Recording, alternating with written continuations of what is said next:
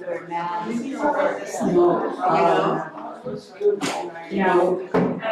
This daughter, you were like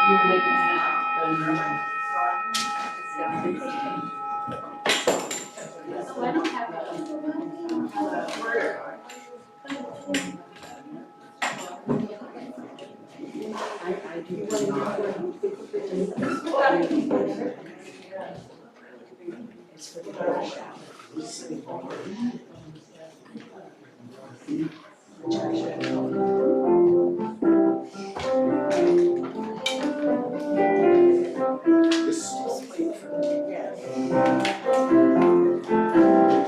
This chair.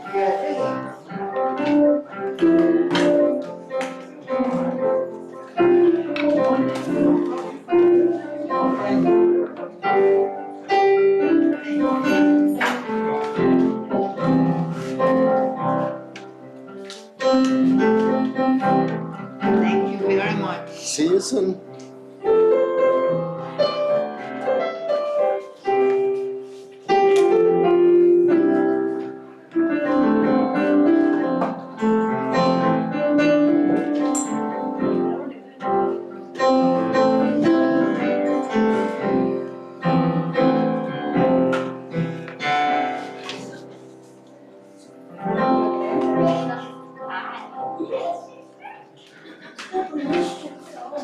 Good morning. Good morning. My name is Pam Griffith-Hody. Thank you. I'm a lay leader and my pronouns are she and her. It is my pleasure to welcome all of you to the Universalist Unitarian Community of Halifax on this gorgeous Sunday morning. I didn't even wear my jean jacket, let alone a winter jacket, and it is the first day of that for me. This year, we are without a minister for the first time in many years, but we are still here with all of our passion, our love, and our commitment to a better world. And the blessing of this year without a minister is that our services are more diverse than usual and led by all kinds of people within and without our community. This morning's service is being shared among 17 Canadian Unitarian Universalist congregations. We are part of a collaborative series of services and workshops called Meaning Making in Liminal Times. We are in the midst of a transition as congregations, as a movement in Canada, and as a society. This Meaning Making series has invited us into creative engagement with the forces that are shaping our future. We hope to draw on the best of what has gone on before, as well as the wisdom of this moment as it arises in many different voices and peoples. I know I saw some children here today, and if they get tired of being in here, Pam Berman will be happy to take them out for stories and playtime and all sorts. We are an open-minded, open-hearted spiritual community for curious and compassionate seekers. As UUs, we recognize that the truths of the universe are too complex to be summed up in any one religious tradition's dogma. So instead of focusing on creeds and beliefs here, we focus on cultivating relationships, community, and responsible action in this life. And we draw meaning and wisdom from many sources too. The healing power of nature, the fierce call of justice work, the enlightening discoveries of science, the ancient teachings of interdependence and unity, and awe for the great mystery itself. If you are new here, we welcome you. If we haven't seen you for a while, welcome back. If you are new or feeling new, you can introduce yourself to us. You can do it now if you want. I can send around the microphone, or later over coffee. I will say that if you want to speak, you need to use the microphone because we also welcome people on Zoom. And although they can probably hear me down on Merrington Street, they will not hear you if you don't, on Zoom, if you don't use the microphone. Did anybody want the microphone?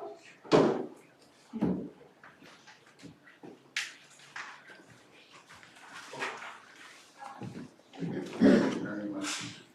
I just want to take, and Mitchell is going to talk to you about the, Oh, sorry, it's gotta be turned I have to turn it on. So Mitchell's going to talk to you about the Palestine land exercise, which is going to happen here next Sunday at 12:15. And I'm just came here this morning to join with you to see how we would set up the stage and just touch base with and kind of promote it. Mitchell will tell you more about it, but I'm one of the principal actors. But as you'll find out, if you come, you'll all be participating because it's a participatory, experiential play in which you become Palestinians and you get to experience some of the history that has led up to what is happening today. So I'll leave it up to Mitchell to explain more about that. And I'm coming from an Anglican tradition, but I just love, we were here, 10 years ago, at least, and we did the Indigenous blanket exercise. I don't know if some of you remember that. But the Palestine land exercise follows the same kind of pattern and the same kind of emotional charge. So it's more than just here, it's here as well. Thank you so much. My name is Doug Rigby.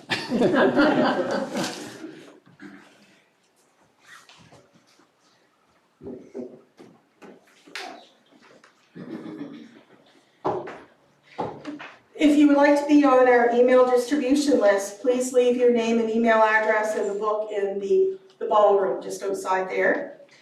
And we look forward to getting to know you. We are very pleased, after a series of really severe illness, to welcome back our music director, Jessica Friesen. And laughing at myself on the first Sunday, I have video clips for every single hymn. And the words to our gathering song, Here Together, is in the printed order of service. And I think I can still play piano. It's like riding a bike. So if you want to stand, sit, dance, you know the drill. Let's sing, we are here together. We are here together in this holy moment, and we're grateful for the winding road that brought us to this place. We are here together in this holy moment, and we're grateful for the winding road that brought us to this place.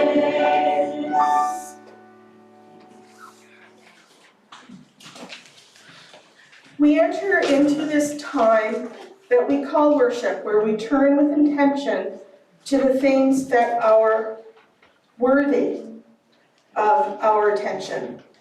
And I was told differently, Brian Gifford has our land acknowledgement today.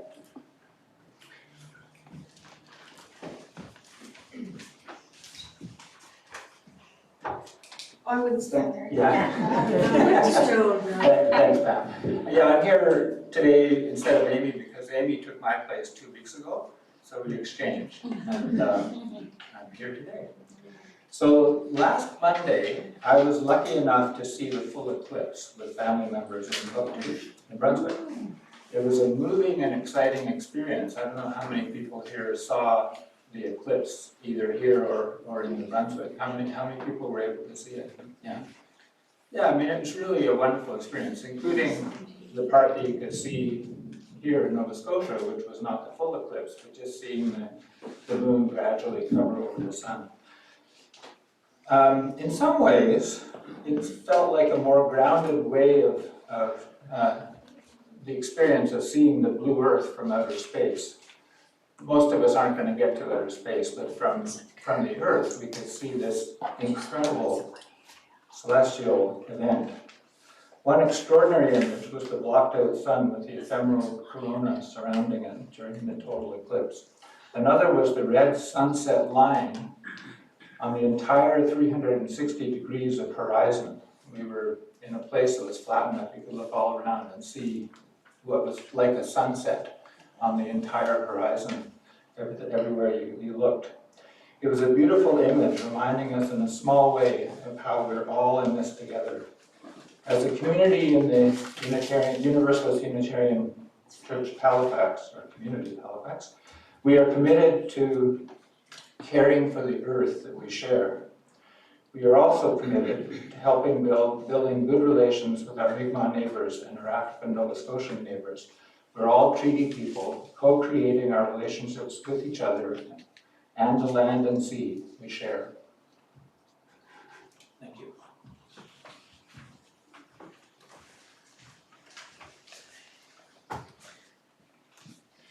Our chalice lighting, oops, that works? For anyone that's new to this space, I have a children's stool that I stand on when I stand in this spot, so it gets kind of funny. Our chalice lighting words are in the order of service, but since the text provided by the meaning-making people uses we will read it together in the order of service. We come today to honor the universal community of seekers to which we all belong. We gather together today to share from our deepest place of safety, that we might nurture ourselves by celebrating one another. We call into our presence this our ancestors, whose love, labor, and commitment made it possible for us to be here and now. Let us call one another to the table of abundance, that we may feed on those fruits that sustain us and ever ask us to grow, with hearts that have no borders. Let us open to this moment. You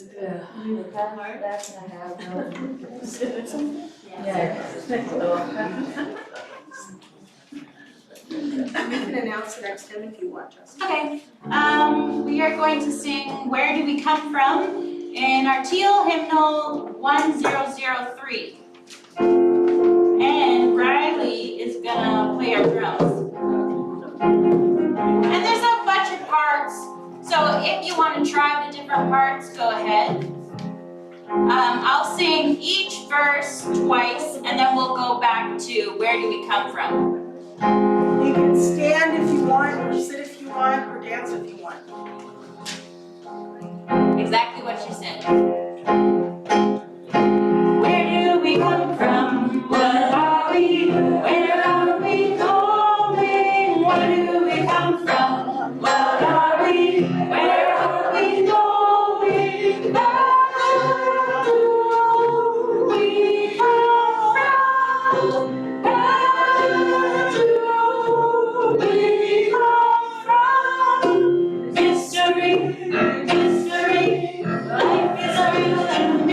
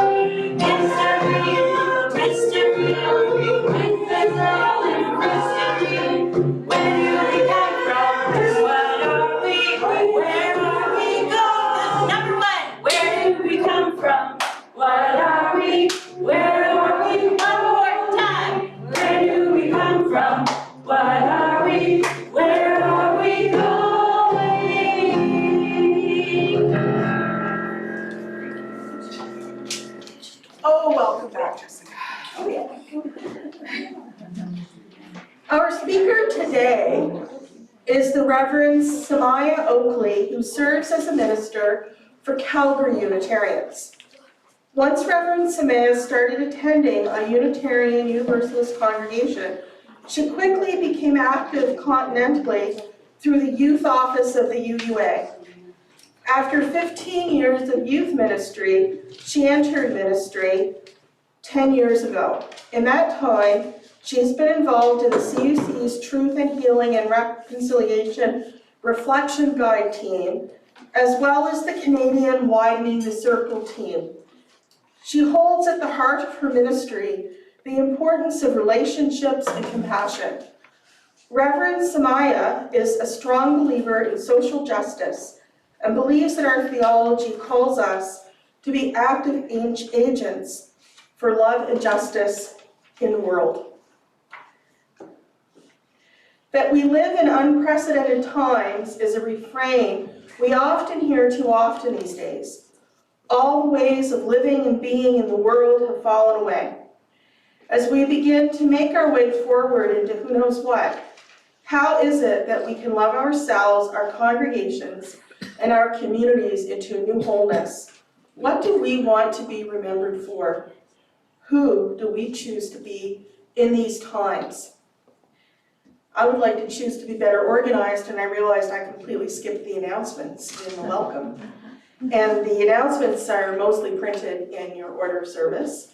But Mitchell wanted to talk about what's going on here next week, so I apologize. Mitchell? Yeah, sure. You can stand here. Just standing there is probably the easiest for me.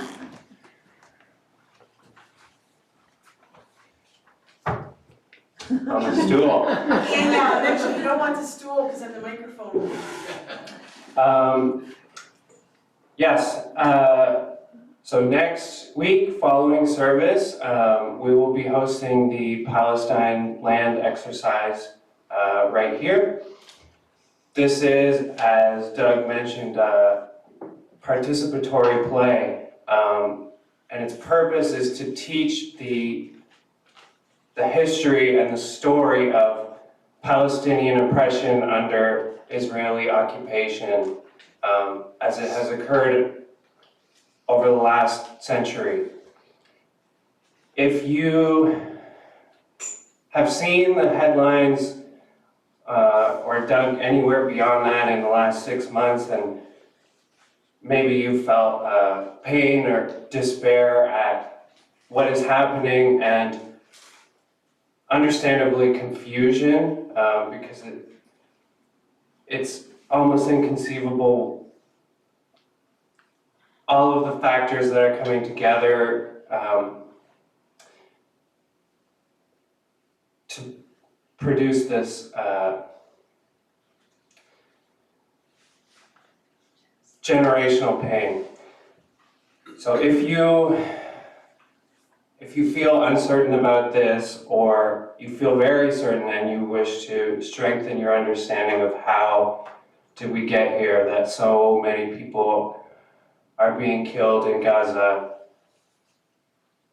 next Sunday we will be hosting an event that explores this, that gives space for us to share our understanding and points of view and to connect with one another. We have a limited number of spots, so if you're interested, please either email andrea@UUCH.ca, or Doug is going to have a sign-up sheet for right after service, so come find me or find Doug. That's all. Thank you. Thank you.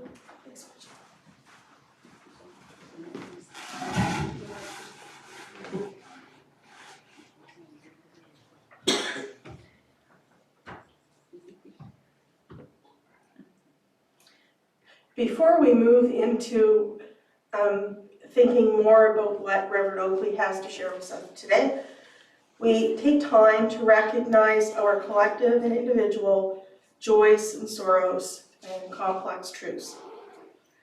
We bring our hearts into this sacred space of community, and we open them up to each other and for each other, so that those of us who carry pain might be comforted by the presence of a loving community, so that those of us who are happy and well might share our joy and see it multiply in others. And so those of us who carry complex truths might find a welcoming space to process and make meaning of all that life brings. So if you have a story, a joy, a sorrow, or a complex truth on your heart that needs to be spoken in community, we invite you to share, and we invite you to light a candle to mark your story and remind you that you are not alone. And again, either come up and use the mic, or someone will bring the mic to you.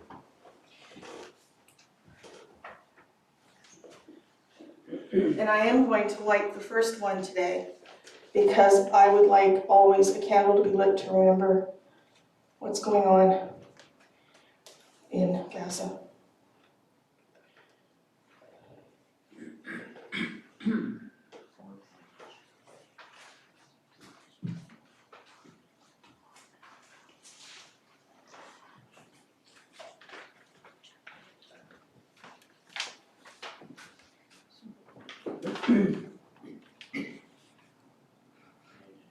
My oldest granddaughter, who lives in British Columbia, turns 18 today.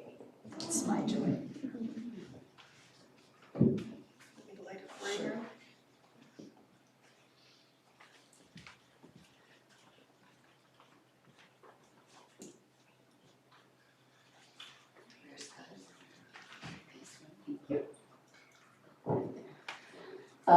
I have a joy to share. But 5 years ago, my son said ship ahoy and joined the Navy, which brought me out here eventually.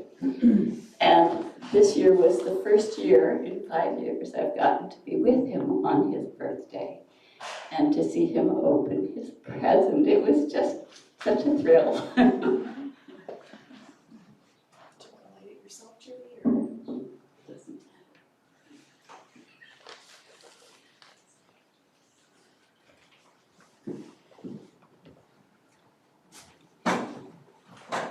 I have a joy as well. My granddaughter, Johanna Geiswardson, who lives in Dartmouth, has been for 7 years studying very hard to achieve what happened a couple of weeks ago, which is she was accepted into medical school. So she said she now has another 7 years of work. But it was really an exciting change. You want me to light it?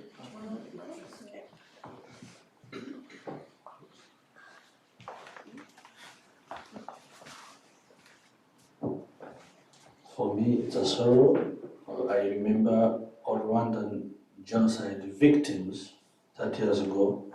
So I prayed and I remember all within my father. Do what?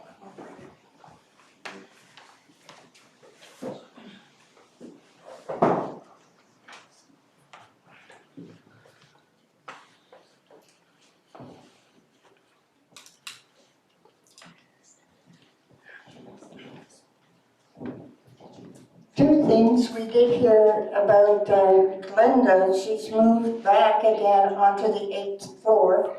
That's because she needs to be there in order to do dialysis.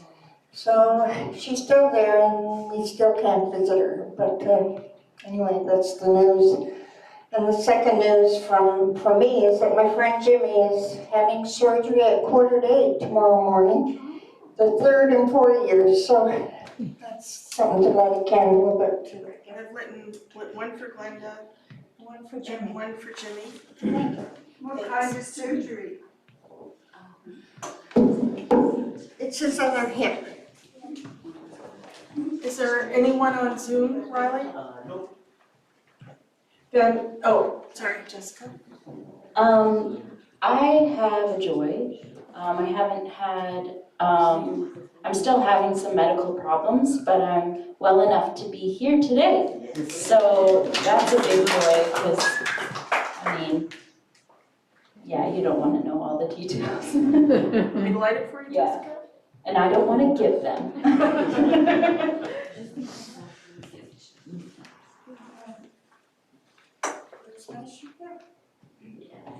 I would also like to light one candle for all of the joys and the sorrows that we keep in our hearts.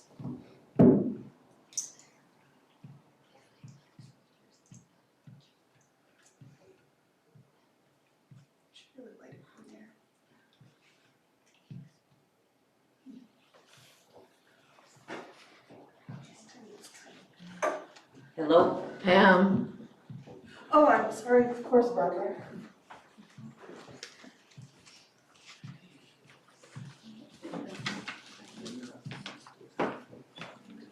Shall I hold it for you? Yes, sorry, I'm a little slow. I feel happy, or that this is a joy, to see and hear Jessica again.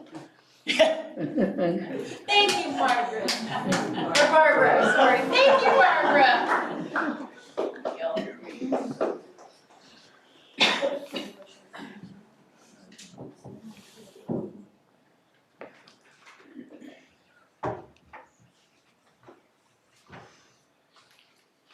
Our reading today is by Naomi King and will be followed by a period of silence, after which I will ring the meditation bowl to bring us back.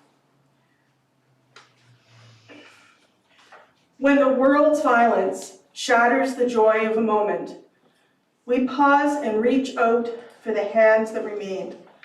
We open our hearts with love. When despair rises as a monster from the deep and drags down one of our own, our answer is that we open our hearts with love. When hatred and anger, rage and fire and suffering, we bend to pick up the wounded, to bind up ourselves, and we open our hearts with love. When fear whispers, build more gates and add more locks. The blessed are those who defend themselves. We rock those fears to sleep and let them rest as we open our hearts with love. People will do unspeakably cruel and horrible things. We know this fact. We live and die this daily all around the world, in every community and every wasteland. But we know the answer is found only with one action. And so, we open our hearts with love. Hatred never ceases by hatred, but by love alone can be healed. This is the truth we affirm. We live with courage and with a wider and wider circle of that force that bends our lives to ones of mercy, justice, and compassion. We open our hearts with love. It's the truth. Just by being born, you are loved. There is something within you and every person that can be loved. So we open our hearts with love. In love, we pray for those families, those individuals, all the persons here and everywhere who are desperately sure that there is not enough love in the world for them to have some, who are desperately sure that they do not matter. In love with life, in love with the beloved, we turn to answer that desperation with assurance. You are loved. You are lovable. We will and do love you. Now attend to your life's work, to love. It is the only legacy that matters.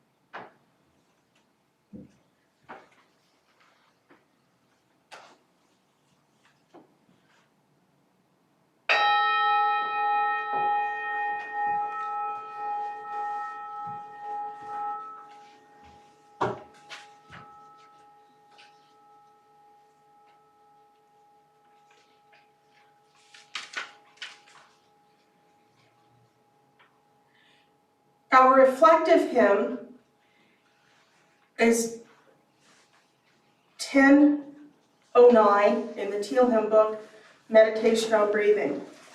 Traditionally in this space we sit, but as always you should do whatever you feel comfortable doing. And the sermon will begin as soon as we finish this hymn. Yes, meditation on breathing. You can tell I'm out of it.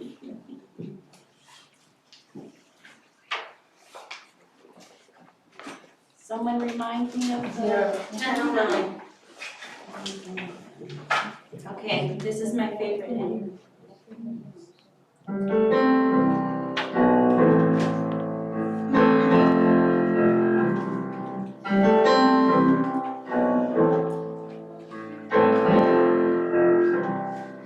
When I breathe in, I breathe in peace. When I breathe out, I breathe out love. When I breathe in, I breathe in peace. When I breathe out, I breathe out love. Keep doing that. When I breathe in, I breathe in peace. When I breathe out, I breathe out. I breathe out love. Keep going. When I breathe in, I breathe in peace. When I breathe out, I breathe out love. When I breathe in, I breathe in peace. When I breathe out, I breathe out love. When I breathe in, I breathe in peace. When I breathe out, I breathe out love.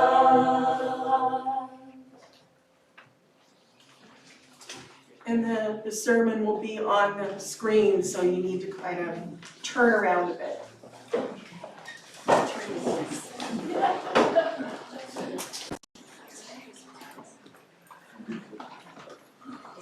Do you want me to turn you around a little bit so you can see the screen? That song is one of my spiritual practices. If I have something resting on my heart and I'm out I'm walking, sitting in I the will wrong sing place that for song. seeing that.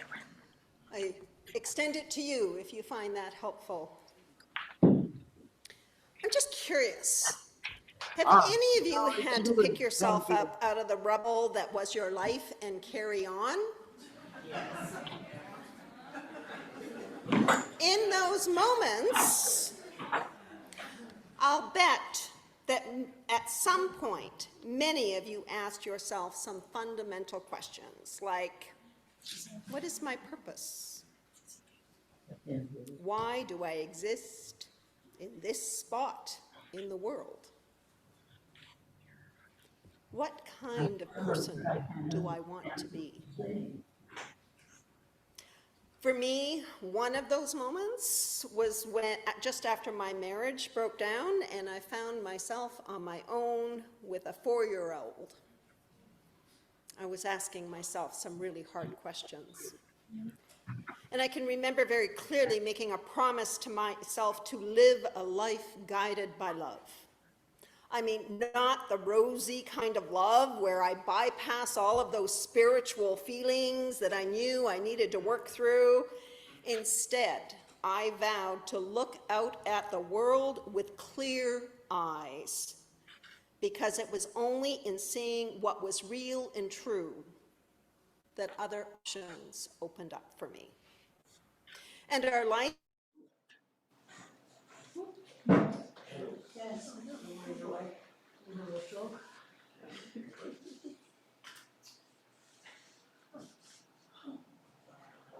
the situation in Gaza, Israel, and Palestine, the growing climate crises that are ever coming closer to where we live, it's affecting us. I drove through those fires to get here. And my dear ones, I hate to say, it doesn't look like it's going to get any better. We find ourselves at an uncertain and chaotic time in the world where we seem to be spinning wildly out of control. Every day we experience disruption of one sort or another, with the truth being so distorted that it's hard to know what is even true anymore, where tensions between people are reaching hateful proportions. Today, the BBC News is reporting that there's an alliance of authoritarian powers comprised of Russia, Iran, China, and North Korea that are increasingly aligned and working closely together against Western democracies. And to bring it even closer to home for us, the RCMP warns that populists have been capitalizing on a rise in political polarization and the conspiracy theories and tailoring their messages to appeal to extremist movement, the report says, adding that authoritarian movements have been on the rise in many liberal democratic countries. Through those movements, hatred is on the rise globally. Just last November, the Canadian Human Rights Commission issued a statement saying that they were deeply concerned by the recent dramatic rise in Islamophobia, anti-Semitism, and racism-fueled hate in our country. And I might add transphobia, based on the service that we held on Easter Sunday, where we experienced that hatred firsthand. One thing to note, that while hatred and authoritarianism is on the rise all around us, those authoritarian bodies are increasingly well organized and well funded. I remember having a conversation with a woman who probably now is in her early 80s. In her younger years, she belonged to an evangelical Christian church and was groomed by to be one of their continental leaders. She attended Bible college in Sweden in the 1950s and was present in their many conversations about how they were feeling increasingly isolated in the political realm, and that's when they chose abortion as their issue to deal with. That's when they started to organize and to get people elected in smaller offices so that they could get the experience they needed to occupy higher levels of government and to enact the changes that they wanted to see in the world. My friends, they've been at it for 70 years and plus, and look how far they have come. I'm not sure about you, but sometimes it's just easier to carry on with my day and pretend that it's not happening because, well, it's not happening to me. Many of us seek comfort in our denial. Others, like me, I'm sad to say, live in my own personal bubble. Others escape with addiction. It can just be easier to carry on as if the chaos all around us doesn't exist. Do you feel that way sometimes? Yet, when we look at what it means to be a human being alive in the world, every spiritual tradition and science asks age-old questions such as, why are we here at this point in time? What is the meaning of life at this point in time? How do we live and work with each other at this point in time? Perhaps before we get to those questions, there's is underneath them all. And from that, the other questions flow. So, for the question of who we choose to be, perhaps we need to spend time together in that holy place where we are blessed with love and embrace.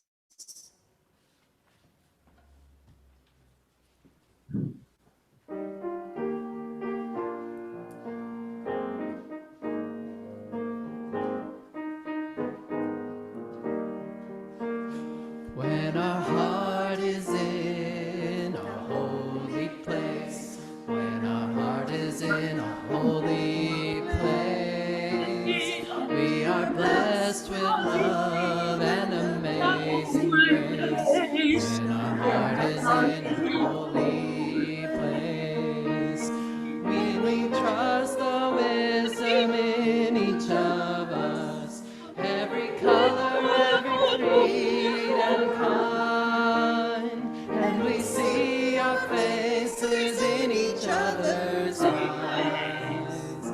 Then our heart is in a holy place. When our heart is in a holy place. When our heart is in a holy place. We are blessed with love and amazing grace. When our heart is in a holy place. When we tell our story from deep inside, and we listen with a loving mind, and we hear our voices in each other's words, then our heart is in a holy place. When our heart is in a holy place. When our heart is in a holy place. We are blessed with love and amazing grace. When our heart is in a holy place. When we share the silence of sacred space, and the God of our hearts stirs within, and we feel the power of each other's faith.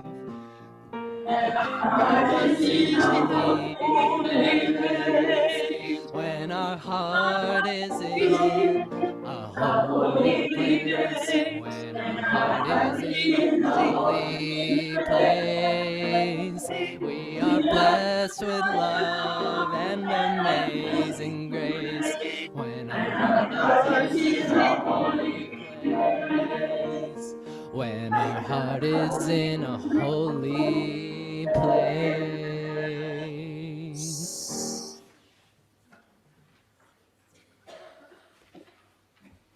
So after my marriage broke down, I found myself taking a life skills facilitator training course. It was a course that gave us extensive feedback on how we wore our hair,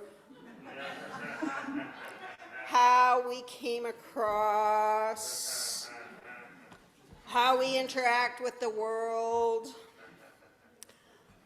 It was a life-changing course for me in so many ways. It was the beginning of my name change, and I'll save that story for another day. But a comment that one of the instructors made stayed with me, and he said that basically we can break down all of our emotions to two: love and fear. We can choose to come from a place of love, or we can choose to come from a place of fear. Both are appropriate at different times.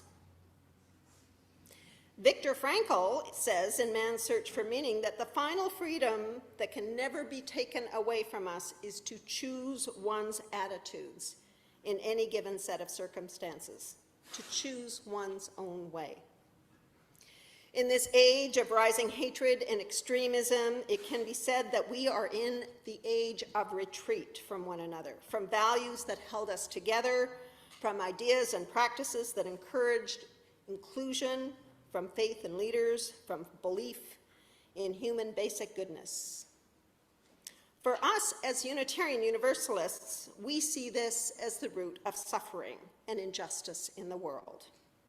It is this disconnection from our deepest selves, from one another, and from the sense of belonging to something greater than the whole that is very difficult for us. Instead of turning on each other, which I have seen, and if you think about the eighth principle situation that we've had in Canada, we turned on each other a bit there.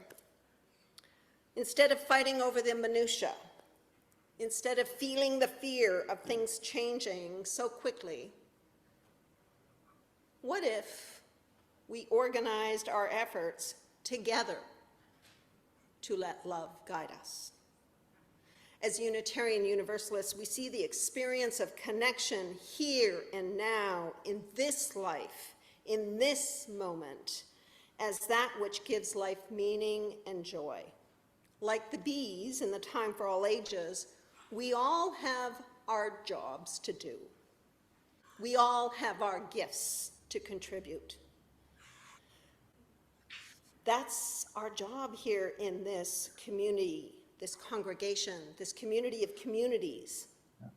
It's that profound interconnection with one another that is holy for us. The invitation to live our lives in this way is always there for us.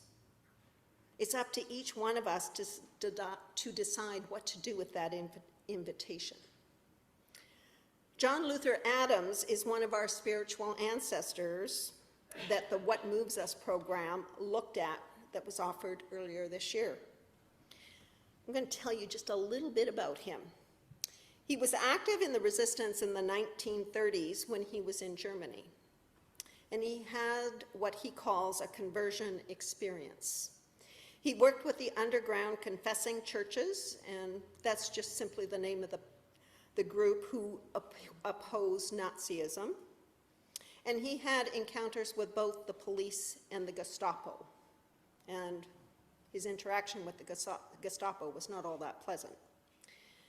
He came away from those experiences convinced of the need for voluntary associations. And he defines voluntary organizations or associations as those to which we have freely chosen to belong. And I invite us to expand that definition to include any communities or organizations around us who share similar values. Because, my dear ones, we cannot do this alone. We need each other in these times. We're in this together with others who share similar values, similar theologies, and who also desire to come from a place of love. Let us reach inward and outward to forge those alliances. It is time for us together to rise and make a spectacle of the love we have for this world. To come from a place of love means that we look out into the world with clear eyes, seeing what really is. It sounds kind of scary. And yet, instead of trying to change or hide the world or have it go back to the way it was, what if we could open ourselves to the world as it is? And when we do that, we might discover gentleness, decency, and bravery, all of that available to us, not only to us, but to all the beings of the world. It is time that we embrace what Valerie Carr calls a revolutionary love, one where we make a choice to labor for others, for our opponents, and most of all, for ourselves. Ours is a faith that calls us to do things. Are we the ones supporting people to move into places where love can flourish? The call of our faith is critical right now. No more can we say that I am a Unitarian Universalist and I can believe anything I want. How many of us have heard that? Just saying. No. Instead, we need to believe enough in our values and our principles and our aspirations to live them out in our everyday lives. We need to believe enough in our commitments to live them out. And my dear ones, we need the collective maturity to do the things we say we believe in. May it ever be so. Amen. Namaste.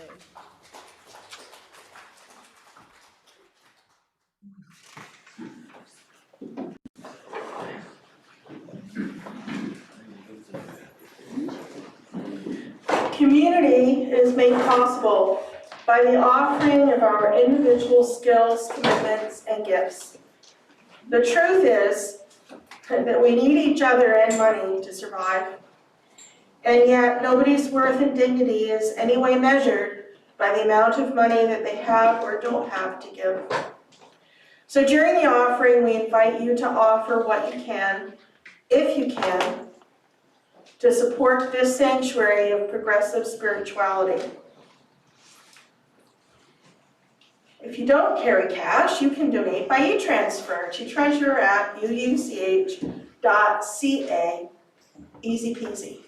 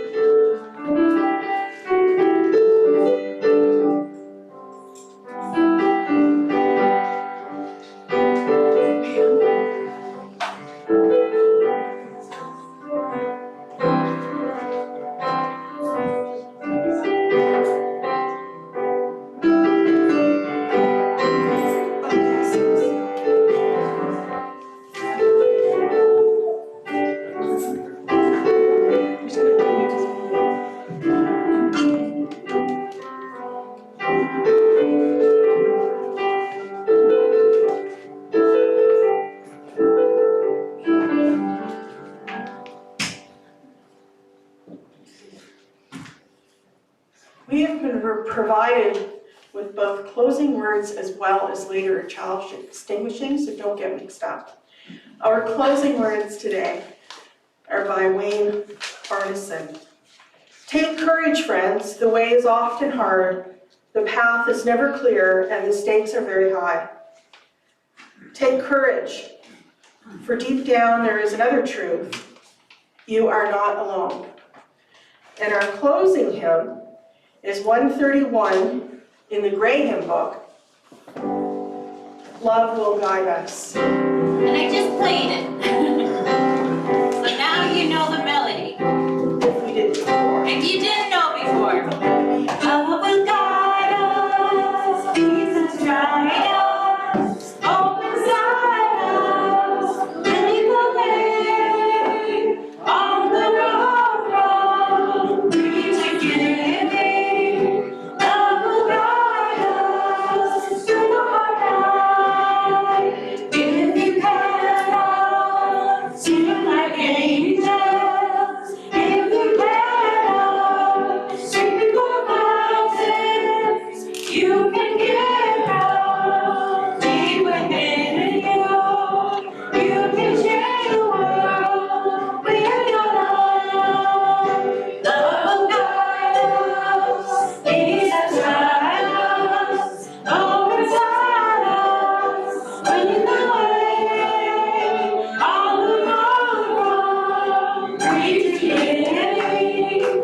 Love will guide us through the hard night.